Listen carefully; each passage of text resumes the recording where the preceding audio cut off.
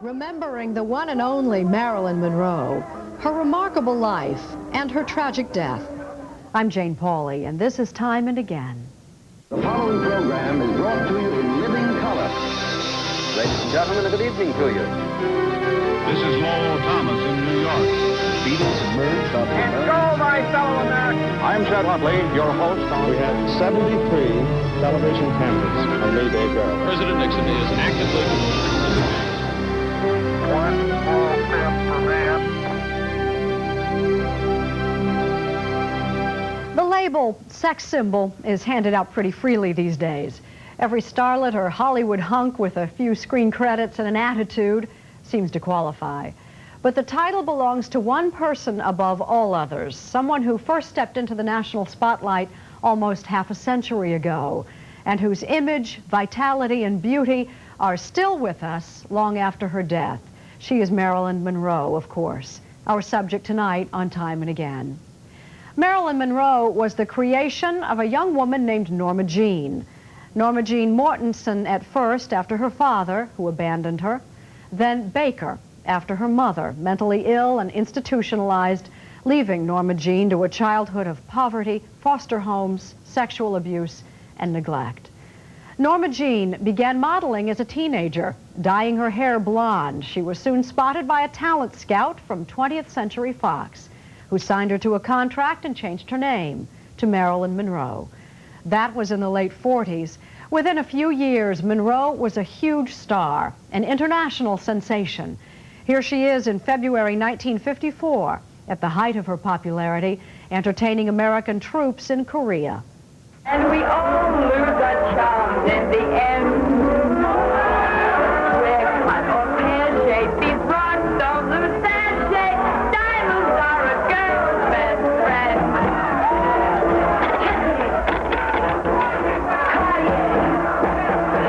Cartier. May come a time when lasting's a lawyer, but diamonds are a girl's best friend.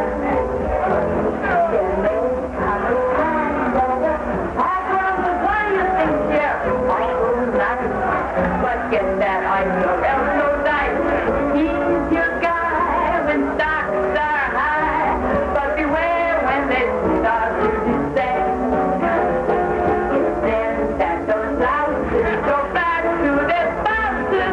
Diamonds are a girl's best friend.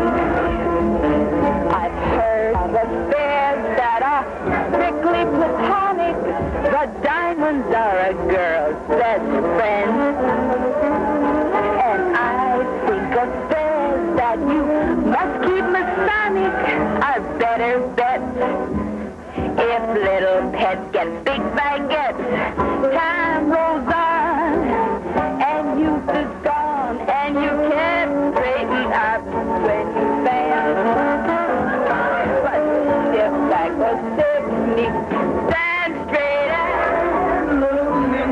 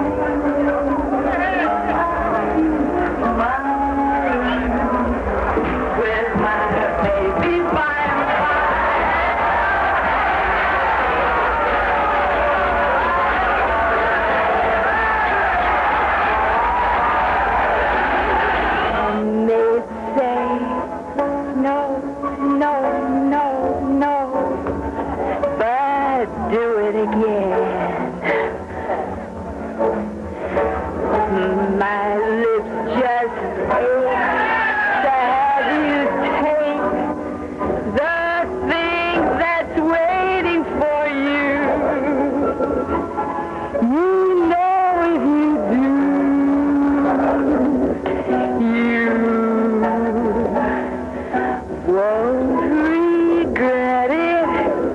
Come and get it.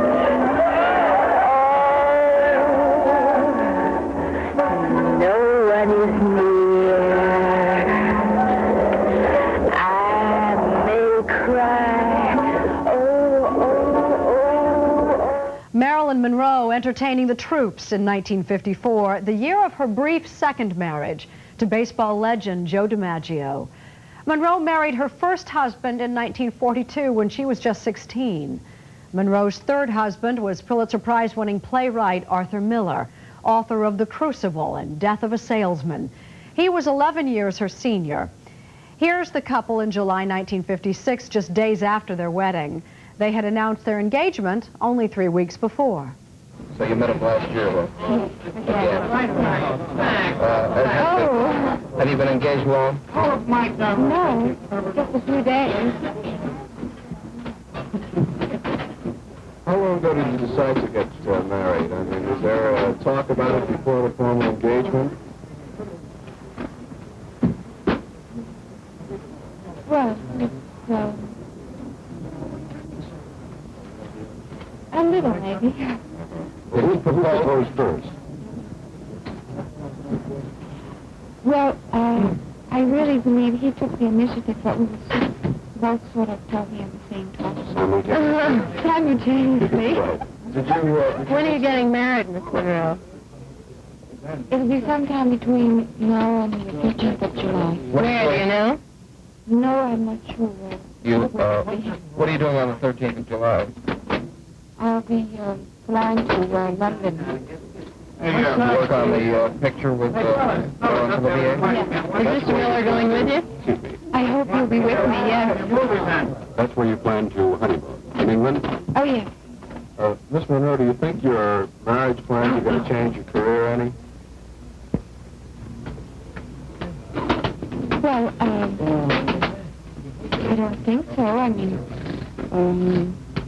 Mr. Miller's a playwright, and I think he would like for me to be a good actress, too, as much as I would like to be. When are you planning to have some children? Well, I'm not married yet, dear. Miss Monroe, this is a rather personal question, but is there anything in particular about Mr. Miller that attracted you? Have you seen him? Yes. Mr. Miller, why did you file application for passport? I wanted to go to England. For what reason? You go. We'd like you. I wanted to be with the woman who was going to be my wife.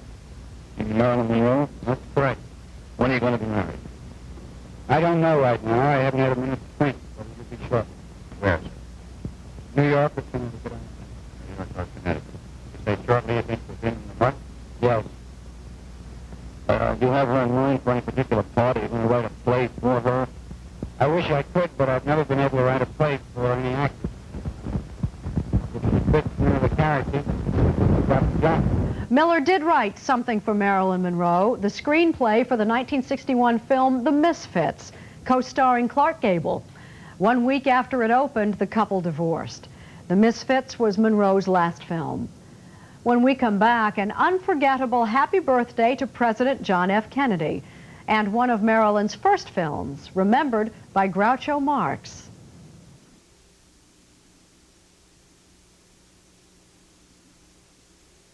On May 19, 1962, Marilyn Monroe had fewer than 3 months to live.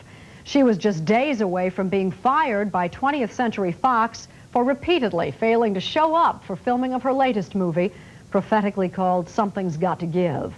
She was depressed, reclusive, taking pills and seeing a psychiatrist. And on May 19, 1962, she delivered the most unforgettable rendition of Happy Birthday that anyone has ever heard. Wearing a skin-tight, flesh-colored gown her designer had literally sewn her into just moments before, Monroe sang to John F. Kennedy at a star-studded Democratic Party fundraiser in New York City, 10 days before the president's 45th birthday.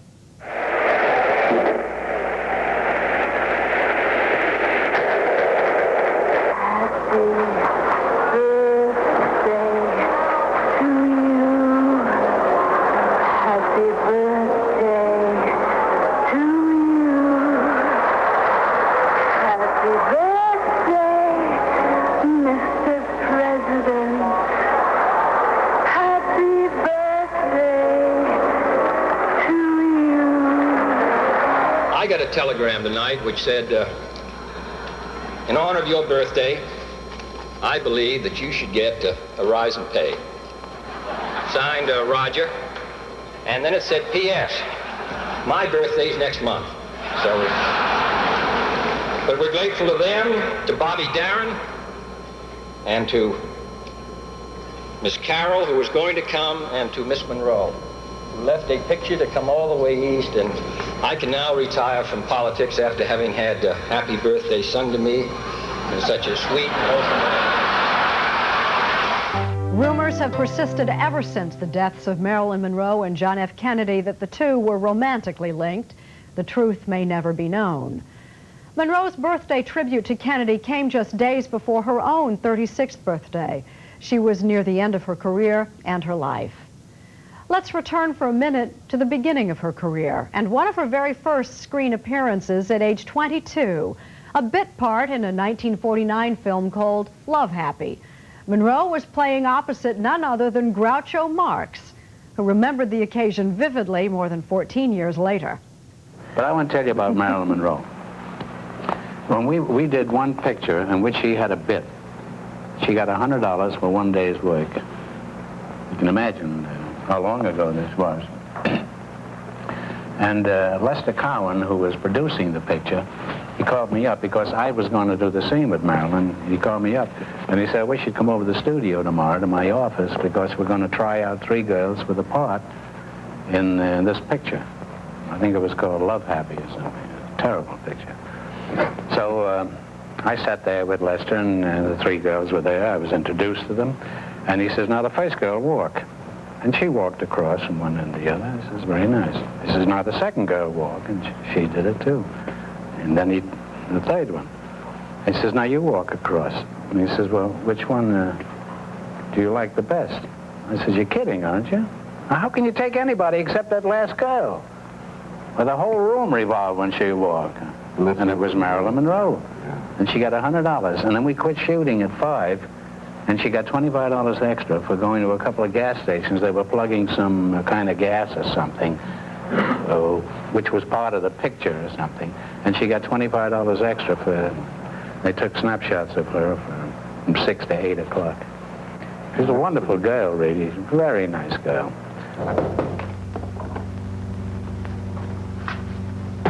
Come in.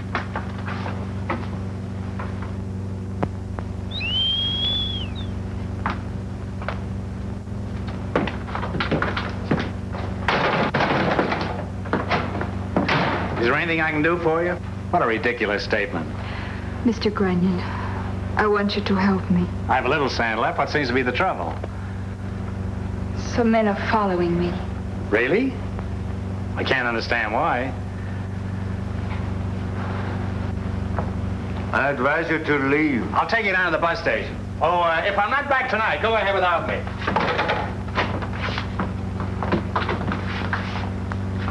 That's been the history of all my romances. Within a few years of her 1949 walk-on with Groucho, Marilyn Monroe was a major star. One of her greatest, most enduring films was 1959's Some Like It Hot, directed by Billy Wilder and co-starring Jack Lemmon and Tony Curtis. One cannot talk about Some Like It Hot without asking about Marilyn Monroe. Was, as legend has it, she always late to the set? Was she uncertain of her lines? Was there take after take after take of each scene? She should at 9 o'clock car. Sometimes she will show up like, let's say, 11:30, 12. But they had to be ready, standing there on those high heels, kind of, with the nosebleed. And it really hurts, you know. It really hurts, you know, to stand. And they had to be ready because at one time we had 83 takes where she had that line, where's that bourbon? Where's that bourbon? Oh, there it is. She had that one line, and she always forgot it line. Forgot the drawer was in? 83 times. 83? Are you kidding me? I'm not kidding you. And She after forgot the take drawer. 40, I took her to the side, and I said, Marilyn, don't worry. And she looked at me, and she said, worry about what? But there was one other line, I don't know if you remember in there. There's one of the few times I've seen a mind as fast as Billy's really stopped dead. Somewhere in the 50s, one of those takes.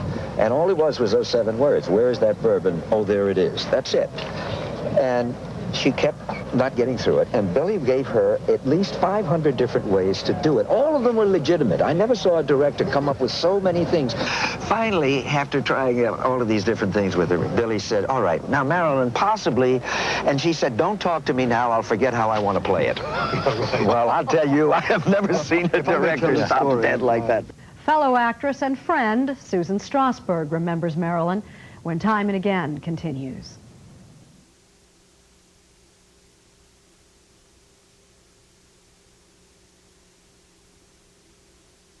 In the late 50s, Marilyn Monroe was eager to break free of the dumb blonde, sexpot image she had created. She didn't get much help from Hollywood, which saw money to be made in keeping things just the way they were. Marilyn went to New York and spent time studying with legendary acting teacher Lee Strasberg. You may remember him as mobster Hyman Roth in the Godfather films. Monroe grew close to Strasberg and to his daughter Susan, who remembered Marilyn on the Today Show in 1992. It's been 30 years since Marilyn Monroe's death, yet she is arguably more popular today than when she was alive. And when she was alive, she was the quintessential Hollywood icon, the screen's foremost sex symbol. She steamed up the platform in Some Like It Hot. She sang for her supper in Bus Stop.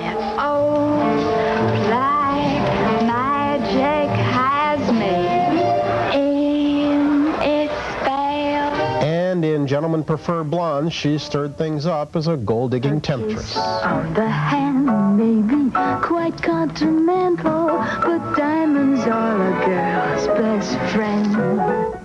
Marilyn Monroe was a Hollywood superstar, but for Susan Strasberg, she was much more than that.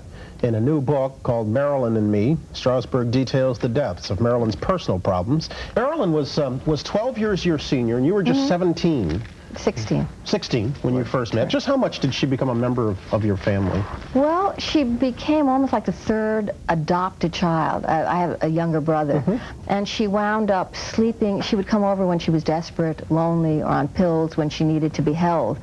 And sleep. My brother would get kicked into the living room, a couch, and she would sleep in his room. And then we shared a room together at the beach, on our beach house. And what happened was she became almost like a child as well as a student of my dad's, who was head of the Actors Studio. And because she was so much needier than I was, she got a certain kind of attention from him that, of course, I didn't get. Is it fair to say that you resented that? It was fair to say that I was very, very jealous of it. But the strange paradox was that I really liked her because she was so much freer, simpler, very direct than a lot of my friends. She had this kind of innocence and fun. And listen, in a day and age when we were wearing girdles, she talked about sex as if it was something natural and normal. She was very open, very vulnerable, and in a way she was just as miserable as we all were, and we were adolescents. The time she spent with you, the last 8 years of her life, were very tough years for her. They were years of affairs, divorces, alcohol, and drug dependency. Why did her life become such a disaster? You know what? It wasn't such a disaster because at the same time that she was addicted and the same time that some of the relationships were a disaster, and I think it's because she had no self-esteem. So no matter who loves you, if you don't love yourself, it doesn't matter. And she was so desperate for love that not getting it kept throwing her back and back. But on the other hand, she knew in the 50s, when very few of us did, that the answer to her happiness wasn't out there. It wasn't in furs, it wasn't in a mink, it wasn't in fame. It was inside. And so that at the same time that all this was going on, she really was a very gutsy, courageous lady. She made that journey inward, which is dangerous. If you think, she stood up before the women's movement. She broke away from a Hollywood studio. She stood up to the McCarthy Committee. On behalf of her husband. On behalf of her husband. She risked a lot. In addition to the pearls you're wearing, she gave you some self-portraits. I want to show them. You tell us what you think they say about Marilyn Monroe. I think that they show they're the two sides of Marilyn, the little girl and the glamorous movie star that people saw. And to me it means that she was aware that inside this beautiful, glamorous package, maybe she was exposing her body, but that in the end she realized that she was exposing her soul. And that, I think, is one of the reasons, by the way, that we're still so drawn to her, because that awareness that there were these two sides. I think she said once, she called this one Lonely, and the other one she titled Life is Wonderful, So What the Hell? Yeah. Susan Strasberg, thanks so very much. Thank you. Take care. More on the life and legend of Marilyn Monroe when Time and Again continues in a moment.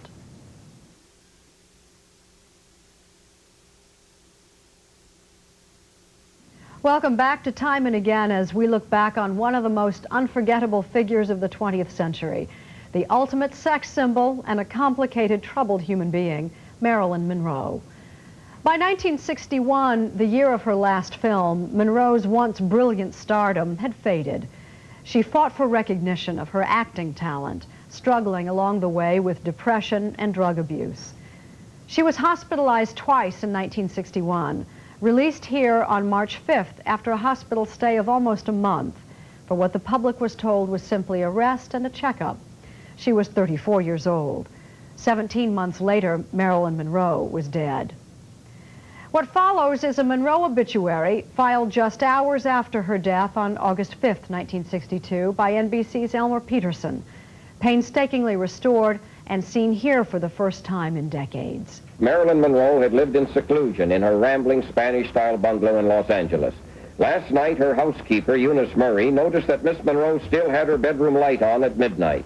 At 3 a.m., Miss Murray found the light still on, the door locked. A physician, hurriedly summoned, broke a bedroom window, found the actress dead in bed, holding in one hand a telephone which was off its hook, with an empty bottle of sleeping pills nearby. No notes were found, but since the actress was known to have been depressed of late, a deputy coroner listed the death as an apparent suicide, pending completion of an autopsy. Police say they are not so sure that death may have been accidental. For the famous actress, it was an inauspicious end, her home sealed by the coroner, for an actress renowned as a symbol of everything glamorous in a woman, her slim body covered with a simple blue cotton blanket and carried to a mortuary in the back of a station wagon. It was the end of a career which, for all the fame she acquired, apparently brought no real lasting happiness to Miss Monroe. To the end, she was known as Hollywood's best and least understood personality. What was known about Marilyn Monroe is that she was born June 1st, 1926, at Los Angeles General Hospital, the illegitimate child of a movie cutter named Gladys Baker and a handsome Danish immigrant named Edward Mortensen. Her father disappeared before her birth. Her mother suffered a nervous breakdown afterward. So as a child, shy, insecure, Marilyn was brought up in 12 different foster homes in the very area where she was later to achieve movie stardom. At 16, she married a wartime aircraft worker named Jim Doherty to escape going into an orphanage. Divorced in 1946, she became a photographer's model, received some movie offers with no great success. But then came the big Monroe buildup as a pin-up girl in the Korean War, as a symbol of sex, as a voluptuous blonde. In the sudden way that success can strike in Hollywood, she became big box office in films like Gentlemen Prefer Blondes. She made headlines, too, by her marriage, which lasted 9 months, to baseball star Joe DiMaggio. She made headlines when she divorced DiMaggio, saying that he was cool and indifferent. For millions of movie fans, she now was being described as restless, discontented, striving, groping. She entertained American soldiers in Korea with great success, and she welcomed a role with Laurence Olivier. Then she deserted Hollywood for New York to study acting. She wound up marrying playwright Arthur Miller in 1956, a marriage that lasted slightly more than 4 years. Back in Hollywood, after treatment at 2 New York hospitals, her last 2 pictures lost money. Her perpetual puzzling tardiness continued to cause trouble until she was fired from the uncompleted film Something's Got to Give. She claimed to be sick. The studio said differently. There was talk that her bubble of fame was bursting. Negotiations were underway to have her resume her role in Something's Got to Give. Those who talked to her last say that she seemed cheerful enough about the future. It was revealed that she will be buried by arrangement alongside her grandmother, Emma Atchison, and her guardian, Grace Godward. Men like George Cukor, who directed her in the film that let her go, said today she was a great actress. On August 8, 1962, 3 days after her death, a funeral was held for Marilyn Monroe at the Westwood Village Funeral Chapel in Hollywood. It was a small, private affair. No stars, no members of the press were invited, and fewer than 500 spectators gathered outside. Among the 25 people inside, baseball legend Joe DiMaggio, Monroe's second husband, who had helped make funeral arrangements. The music for the service included Tchaikovsky and a rendition of Over the Rainbow. Monroe's acting teacher, Lee Strasberg, eulogized Monroe, saying that in her own lifetime, she created a myth of what a poor girl from a deprived background could attain. A warm human being, impulsive and shy, sensitive and in fear of rejection, yet ever avid for life and reaching out for fulfillment. Just before the coffin was closed, DiMaggio bent down to kiss Monroe, saying quietly, "I love you, I love you."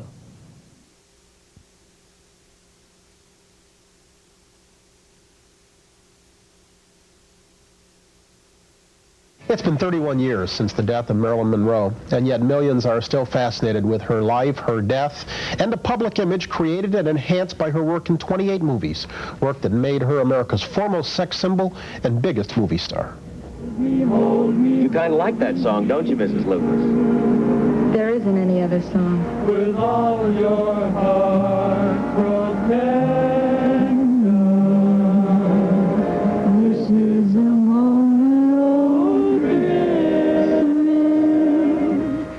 kiss on the hand, maybe quite continental, but diamonds are a girl's best friend. And look, you can see by this just how straight my direction is.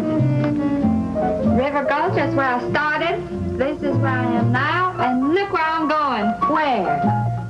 Hollywood and Vine. You the replacement for the bass and sax? That's us, and I'm Daphne. This is Josephine. I'm Sugar Cane. Hi. Sugar Cane? Yeah, I changed. It used to be Sugar Kowalczyk. You Polish? Yes. I come from this musical family. My mother is a piano teacher. My father was a conductor. Where did he conduct? On the Baltimore and Ohio. Marilyn's stardom was such that today a number of myths surround her life and death. In a new book called Marilyn Monroe, The Biography, author Donald Spoto attempts to separate fact from fiction, but in the process he's made some claims that are the stuff of headlines. Mr. Spoto, good morning. Good morning. Let me start with that headline, and then we'll work backwards a little bit. You claim that when Marilyn died in '62, she was planning to remarry Joe DiMaggio, and what do you base that? We have all the evidence for it, Bryant. She had her wedding dress fitted. She had ordered the food and wine from her local emporium. She had told a small crew of friends. She and Joe had ordered the airline tickets for Wednesday night. The first marriage they had, the footage we're looking at in '54, had reportedly been a struggle. Why did she want to remarry him? 8 years had passed. Both of them had grown considerably, and a friendship had, in fact, emerged during very trying times of her life. And so you have no doubt that she was committed to this, and she was going to go to the altar once again? No question, no question. And I think it was really, they were going to make a go of it. They were going to make a go of it very seriously. Okay, let's talk about some of the stories that people view as gospel. That she was the plaything of the Kennedys, that she slept with JFK and Bobby and was in love with Bobby when she died. This is, as the great writer Ben Hecht used to say, a lot of hooey. It's absolute rubbish. She didn't sleep with him? Marilyn Monroe never had an affair with Robert Kennedy. What we can document very firmly is that they met on 4 social occasions, always in the presence of a number of other people. But there isn't a single shred of credible evidence nor a single credible witness to the fact that there was any intimacy between them. And how do we establish this, Bryant? We line up on one side of a page the whereabouts of Robert Kennedy during his tenure as Attorney General, and on the other side of the page we can line up where Marilyn Monroe was. It's very difficult to conduct an affair from 8,000 miles distance. What about JFK? JFK and Marilyn also met socially on 4 times, and on one of those occasions they shared a bedroom at the home of Bing Crosby in Palm Springs, Saturday, March 25th, 1962. So it was a one-night stand, you're saying? If you want to call it that, yeah. Another story some view as gospel. She was in deep to the mob. She had absolutely no connection to the mob at all. That's another item for which there isn't a single shred of evidence. In fact, quite the contrary. I spoke to people who knew members of the mob socially. It's all set forth in the book. She was never seen with them. She never had anything to do with them. Her death. You claim it was inadvertently caused by her housekeeper, Eunice Murray, and her psychiatrist, Dr. Ralph Greenson, who you say conspired to control her. How'd they wind up killing her? The death was a terrible, tragic accident, the result of a rectal infusion, an enema, if you will, of chloral hydrate, sometimes called knockout drops or Mickey Finn drops. Let's set the record straight real quick. I mean, she took enemas a lot of times to control her weight. Yes, so this was not uncommon. Okay, that's right. That's right. What she was given was a dosage of chloral hydrate, as the toxicology report shows. As the toxicology report shows, with this vastly discolored and purplish colon, which, as Dr. Noguchi and Dr. Miner have begged over the years, must be taken into consideration. She was killed as a result of a massive, I should not say she was killed. Killed, murder, murderer are words I never use in this book. But she died as a result of a massive infusion of this drug, which interfered with the absorption and metabolizing of Nembutal. Did Greenson and Murray know that it would have that effect on her? Well, the doctor was a doctor. I mean, he had So why don't you call it murder then? He had been, because murder is a word that only a coroner's inquest can use. He's dead now, and we can't have that kind of investigation. What we can do, what the biographer can do, is to set forth precisely what happened and give it a context. Certainly he was obsessive about this woman. They had a tangled and complex relationship from which she was trying desperately to extricate herself. In fact, she had made a decision to dismiss him, as she had dismissed the housekeeper. You say they conspired to control her. How do we define control in this case? Well, all one has to do really is look at the kind of conduct that they exerted. Both of them systematically attempted to sever Marilyn Monroe from all of her other close friendships. They asked her, in fact required her, the doctor required her to dismiss some of her closest friends. Ralph Roberts, for example, a man who was like a brother to her, said, you know, there's only room for one Ralph in your life, and that's me. We have this direct from Marilyn herself. This is a tactic of a psychiatrist that is dangerous in a therapeutic relationship and absolutely lethal in any other. So it's a tangled and difficult and dreadful relationship to try to chronicle. Another claim, she had problems and was addicted to drugs and booze. Marilyn Monroe was not an alcoholic. In fact, she could not take strong drink. She could take an occasional sip of champagne. She was one of these people, in fact, who reacted very badly to liquor. She was not a pill-popping addict. She never took amphetamines, for example, uppers. She had a problem with sleeping pills, as did and do many people indeed in Hollywood. What needs to be said is that Marilyn Monroe was a decent and honorable woman who was not a woman of easy virtue, and as a matter of fact who was never a sexual plaything to be passed around for anyone. This, I think, has to do with male sexual fantasies about a beautiful, sexy blonde, believing that she can't possibly be any good or any, you know, decent human being. In fact, she was witty. In fact, she was intelligent, she was loyal. She spent her whole life making a series of moves in which she tried to better herself, to struggle against a difficult childhood and against almost impossible odds of being typecast as a sex symbol in Hollywood. And it should be noted you didn't begin this as a fan, even though you wound up one. Right. The book is Marilyn Monroe, the biography. Donald Spoto, thanks very much. The Los Angeles District Attorney reopens the investigation into Marilyn Monroe's death in 1982, 20 years after the fact, when Time and Again continues.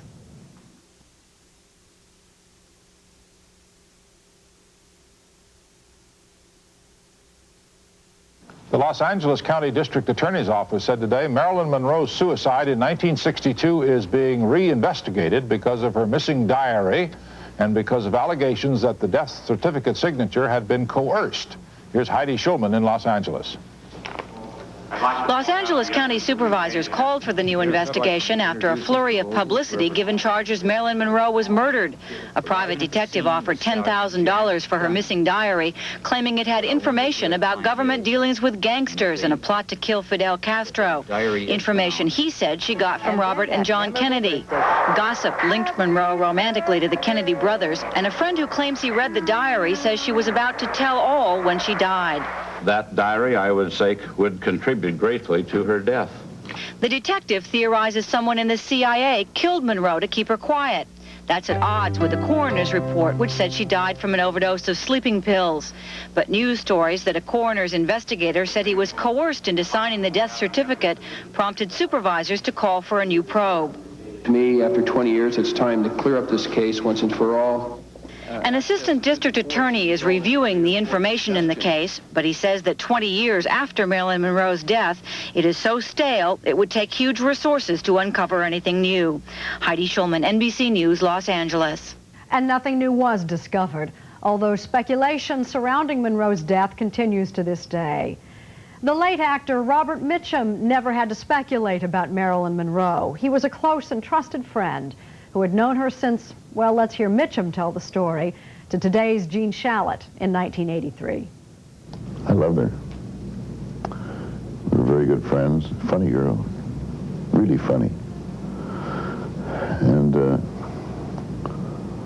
of course, I'd known her since she was about 15. How's that? When I was working at Lockheed, my shaper partner, Jim Doherty, was married to her. It was his wife. You were working at Lockheed on a big punch press or something? On a shaper. Shaping sheet metal. And Jim would show me pictures of his wife, and then we went to a Lockheed dance, and that's where I met her. And the guy in the next machine was married to Marilyn Monroe? He was my shaper partner. We were in the same booth. She wasn't Marilyn Monroe then? No, Jim Doherty. She was about 15, I guess. Then I knew her ever after, and finally worked with her. She was a nice girl. I liked Marilyn. She was very fond of me. I was one of her trusted friends. And I was in New York, and she was here at the Waldorf Towers. And she called me up and wanted to talk to me. And I never got around to it. So, of course, the next thing I know, she's gone. And I saw Pat Newcomb down in Washington. And she was Mrs. Kennedy's secretary, I guess, at that time. And I had lunch with her, a long lunch. And she said, Marilyn really wanted to talk to you. She really needed to talk to you. It made me feel great. Meanwhile, she had left us. First night she ever came over to my house, she came over with Nick Ray. It was like New Year's Eve. And she walked across the room to the fireplace. She'd taken her coat off, walked across the room to the fireplace, and turned her backside of the fireplace and lifted up her skirt, warm herself, tickled the hell out of the kids. But she did it with totally ingenuous, Remembering Marilyn in 1987, 25 years after her death, when we return in a moment.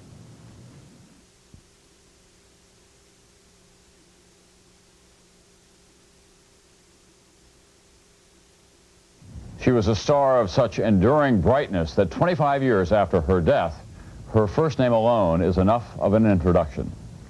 Marilyn. Marilyn Monroe, who once said, "I have too many fantasies to be a housewife. I guess I'm a fantasy, in death as well as in life." NBC's Bill Schechner tonight remembers Marilyn. At the cemetery today, it was clear Marilyn Monroe's grip on the imagination remains. She had a mystical value. The camera loved her.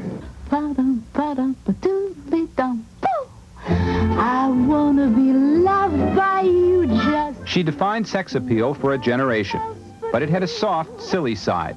Often cast as a dumb blonde, what came through was vulnerability. Then there's gin and vermouth. That's a martini. That sounds cool. I think I'll have a glass of that. A big, tall one. Big, tall martini. That old black magic. In real life, Marilyn Monroe was a little girl lost. Born Norma Jean Baker, raised in a foster home, abused as a child, she worked on her image, desperately wanting to be a star. She became famous. She remained unhappy. "I want to be an actress," she once said, "not a celluloid aphrodisiac." Running wild, lost control, running wild. When Monroe passed 30, she feared for her beauty and fame. At 36, she committed suicide. The mystique grew, fed by rumors of an alleged relationship with President John Kennedy. Sex, stardom, sadness. A recipe for an enduring pop legend. In this case, the legend is Marilyn Monroe.